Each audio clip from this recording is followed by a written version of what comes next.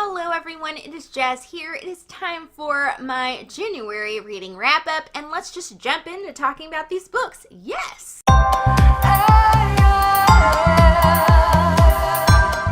The first book that I completed in the month of January was a reread of the book Speak by Laurie Halse Anderson. This book centers around a teenage girl named Melanie who is entering her freshman year of high school. The summer before she started high school, she went to a party with her friends and she ended up calling the police, and the police busted the party. And people don't understand why she did that, and thus she's kind of the social outcast of the school, and she has also lost some of her friendships because of this situation. And the book is really about her journey, accepting what happened to make her call the police at this party, and also other things about her life. I just love Laurie Halse Anderson's writing style. She really has this beautiful use of metaphor and simile that I really enjoy, but she also uses this really great hint of sarcasm, which I think in this book and a lot of her other books is something that really needs to be there. You need a little bit of sarcasm or some like light moments because she does tend to focus on darker subjects. It does kind of help to alleviate the stress on the character as well as like the stress you could feel while reading the book. If there is a little bit of a light moment, the way that Melinda views school is the way that I think a lot of us viewed school and teachers and things like that, and it definitely makes you identify with the character and her experience in school. Something that is kind of surprising to me that I discovered on the reread is that I really love this book, but this book doesn't have like a ton of dialogue. Usually the books that I love are books that contain a lot of interesting dialogue. I think it really shows how if something is done right, it can still really work. One of the particularly cool elements is the way that the author uses the imagery of the tree in the book. Melinda is assigned in art to do artistic interpretations of a tree for the whole entire year. And the way that the author uses the tree imagery is so cool in terms of symbolism because it really does symbolize the growth of the character, the feelings that Melinda is going through, and that is just really brilliant. This one will always be one of my favorites because it was the first one of Laurie Halse Anderson's books that I ever read, and it introduced me to her writing, and she's like one of my favorite authors now. So I still ended up loving this, and I gave it 5 stars. Next book that I completed was a little book called Fifth Grade Screams: The Roaming Dead. This was a book that was sent to me by the authors Frank and Janie Livingston, and I just kind of read this in turn for like giving them a cool bookstagram of the book and also telling my honest opinion on what I read. It is a story about 3 friends that are in 5th grade, and they are very quirky kids, and they also have very quirky parents, and these kids and these parents end up having to deal with a situation where the dead start rising. This thing is flipping adorable. This was like the most adorable monster thing you could ever read. I would definitely say that it's age appropriate in terms of the way it is written. You can definitely read this if you are 5th grade and under, I would even say, because it is not so much of a creepy story as like a lighthearted story. It is about kind of celebrating your quirkiness and your differences, and also kind of learning to communicate and deal with situations and problem solve. Certainly a book that a kid could read at Halloween and not have nightmares, but if you wanted like to have a little bit of a monstery read, you could still enjoy this. And if you're an adult that just wants to read something that's just darn cute and you like to read middle grade, you could read this too. I think the strong suit of this book is that the characters are so quirky and so kind of clever, and I really enjoyed the little adorable dialogue between the kids and also the parents, and how the parents were actually involved with the kids, even if the parents were kind of unusual. I will say that this book did focus quite a lot on the introduction of character and things like that, more than it did on like the monster element. I think there could have been more of a half and half element than there maybe was in this book, but I understand that they were trying to make a concise, easy to read thing for children. So I think you can kind of let that go. And I feel like the cuteness and the dialogue and stuff does generally make up for any kind of plotting arc issues that you would find in there, just because it's not really a book that's meant to be like super overanalyzed, because it is for little kids. Thinking that this might end up becoming a series in the future, because it did sort of end with a little bit of a cliffhanger. So I'm thinking, you know, in future things they won't have to like introduce the character so much and things like that. But I don't know for sure if it's going to be a series. I kind of hope it's going to be, because I would definitely be interested in finding out what happens to these really adorable kids. It's a really fun short read. I will leave the link to the ebook in the description. It's like 99 cents. So if you just want to read something that's 44 pages and you want something that's kind of a cute adventure for your kids, it's definitely something to check out. And I gave this 4 stars. The next January read was a reread of Lisa Bright and Dark by John Neufeld. This is a book about a high school student named Lisa.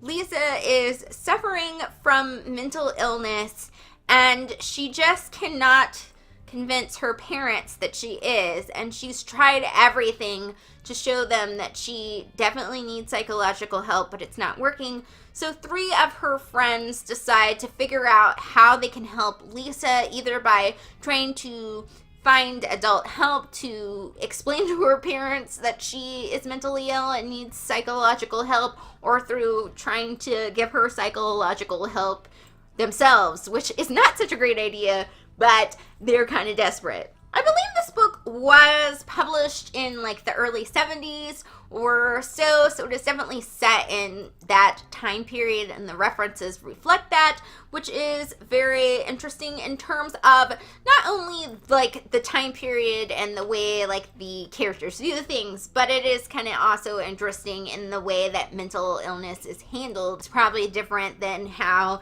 it would be handled now. Now, that being said, that might make this book not a book that's for everyone, because there probably are some books that handle mental illness a little bit better.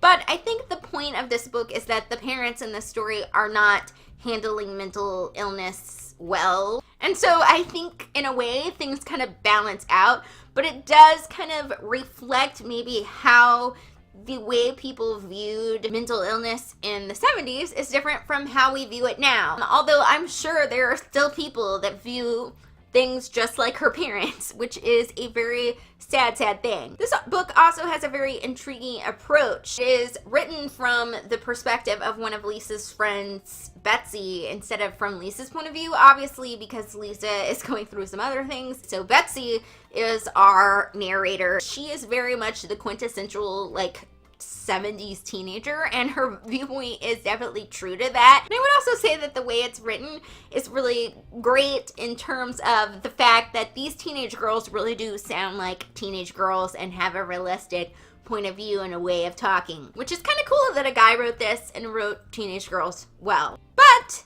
because this is written from Betsy's point of view, it does kind of come off as more of a tell and not show story, as opposed to a show and not tell story. Now, usually this would not work, but it does surprisingly work in this, I guess because it's kind of coming off in a diary-esque sort of way. This is also another thing that doesn't have like a ton of dialogue, but it still intrigues me. Now, I do feel like I did love this at one point, but now I just kind of like it. And the reason for that is that there is a certain element to this that feels sort of Lifetime movie-esque. I don't know how to describe it any other way, but I think you all might get what I'm saying. That doesn't mean that I didn't enjoy the book, but it kind of does feel like that, you know? And it kind of makes me like, not like an uber favorite, just a good book.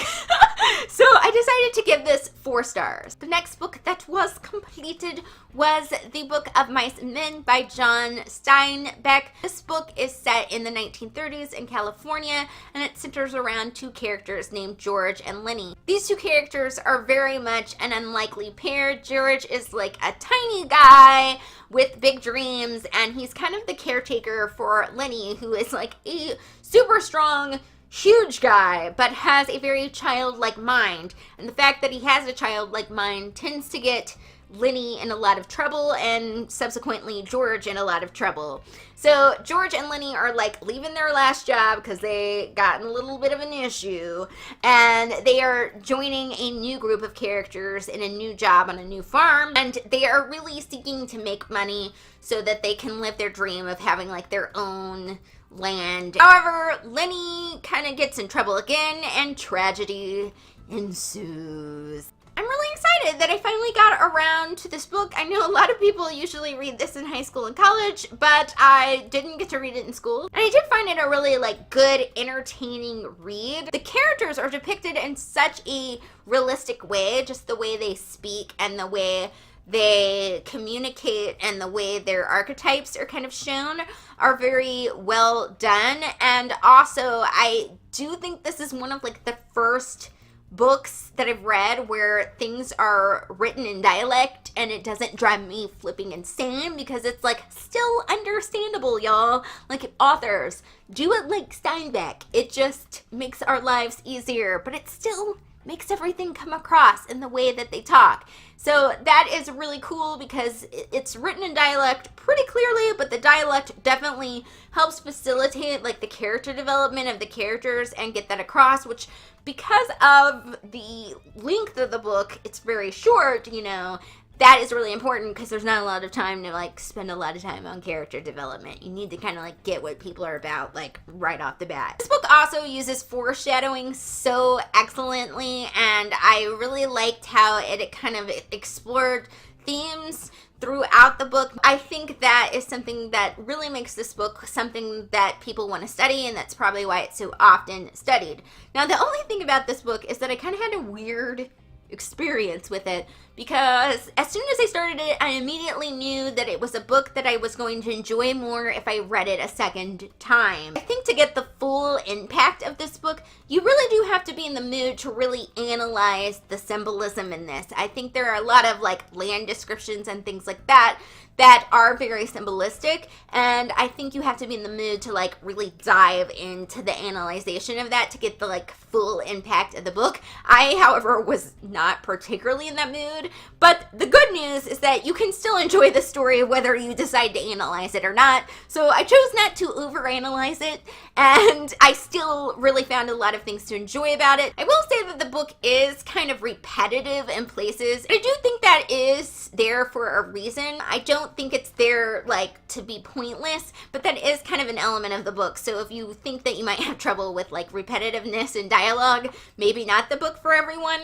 But I have to say that it didn't like super bug me in terms of that. I do, like I said, think it's there for a reason that I will probably like figure out more about if I read it a second time, which I'm definitely open to reading this a second time. I decided to give this book 4 stars just for like general enjoyment. I do think that on a second read, I will probably up it to like a 4.5 to 5 stars, but right now it was just like a 4-star read. The last book that I read in January was also a reread, and it was a reread of The Adventures of Sherlock Holmes by Sir Arthur Conan Doyle. So this is the 3rd book in the Sherlock Holmes series, but it is also the first short story book in the series, just a whole bunch of adventures with Sherlock Holmes. My buddy read this book with Summer over at Tales of Adventure, and this was an awesome thing to do because I think that buddy reading this